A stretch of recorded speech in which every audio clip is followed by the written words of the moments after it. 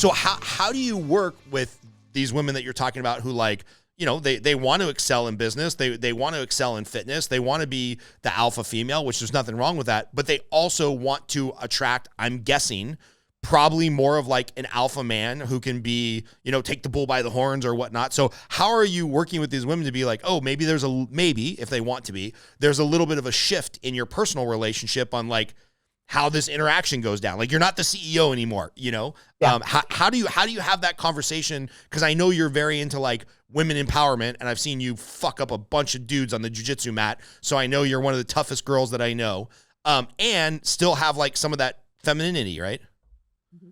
So that actually, I'm happy you asked, because that's actually like a very core piece of what everything that's centered around the crux of what I mentor and coach. That goes to identities, right? We all have an identity in which we decide to ascribe to within society. It's right. Okay. I'm the father, I'm the business owner, I'm whatever. It's the identification of you are not your identity. You are the consciousness or the awareness that is observing the identity, and you can decide to step in and out of that identity as you choose. It's like a hat or a coat that you decide to don. You are not tied to it, and your worth and value has nothing to do with it.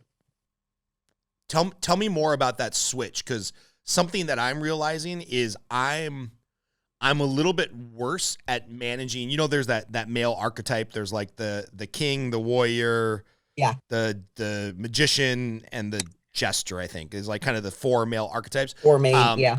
I find that now that I'm working from home, I do a worse job of stepping into those different roles, because it's like, it's back and forth to the kitchen from my office. It's, oh, work is done, and now I walk over, I'm a family man. Whereas when I had a commute, whether it was 10 minutes or an hour, it was like, okay, I've got this hour to decompress, listen to a podcast. I can switch from like worker, warrior, going crazy mode, own the day, do the lead generation, to like, oh, now I'm like the good, fair, and just king, and I've got to make sure that our little courtyard is in good shape, and I got to be a good father. It's been a challenge for me, and sometimes I just go for a long walk because I'm like, I'm going to bring some of my garbage at home or at work into the home life. So when you're talking about taking off that hat or that jacket of like kind of your construct, and then accepting that like, okay, now I'm stepping into a different construct, I got to think that that's gotten worse since COVID, because everything is mushed together and commingled because of how many people are working from home. So maybe I'm way off. Maybe I'm the only one that has that problem, but I feel like it might be a problem for a lot of people.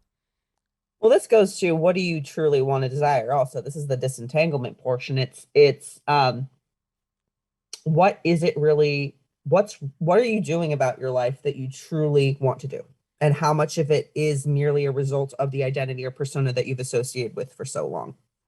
And this is a dangerous realm in which we go to, right? Because this is the risk of us actually losing doing so many things in our lives, because guess what? As soon as we dissolve the identity or persona, we realize it's not actually who we are.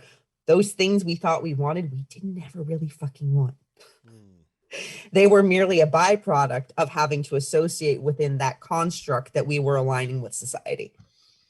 So, I mean, if you really want to continue to keep those identities and personas within your life, and you feel that they're advantageous at this moment, then you can decide to utilize certain cues or blocks or alarms or some sort of external modicum to bring awarenesses to, I need to go and do this, I need to go and do that. But this is where I would ask you, are you truly desiring what you're doing, or is it merely a means to an end for some sort of extrapolation or goal that you think you want? Yeah, well, I mean, I think a lot of people, you know, have to do a job that they have to do, right? And like, maybe you can find ways to bring your passion into your job and what have you, but you know, the idea that like, oh, just do what you love and you'll never work a day in your life. It's like, I don't really believe that. Like people at some level, like there has to be people shoveling shit, and there has to be people filling out the spreadsheets, which is not super fulfilling and passionate about that. Right. But I do also want to be able to detach from like, all right, cool. Whether I want to be a top producer or a middle of the line producer or just like get by at work, I want to be able to detach from that and be like, all right, cool. There's a certain persona and a certain like drive that has to come to the workplace that maybe I need to soften up in the home place, right? It's like, I don't want to treat my kids like a team member at work, because there's just a different energy there. And so I'm trying to think of like, all right, when you mentioned alarms or cues or something to like kind of switch gears. And I'm not switching from like first to sixth to reverse. I'm just like, there's a subtle change between third and fourth gear, but I need to make that shift so I don't burn out the engine or burn out the family or burn out my team. Well, then you would ask yourself, if you're acting in a reactionary, or you realize that you're carrying the means of communication from one area into another in which it does not belong. Why am I acting that way? And is this really in line with another identity, or is there something that's deeper seated that I've not dealt with?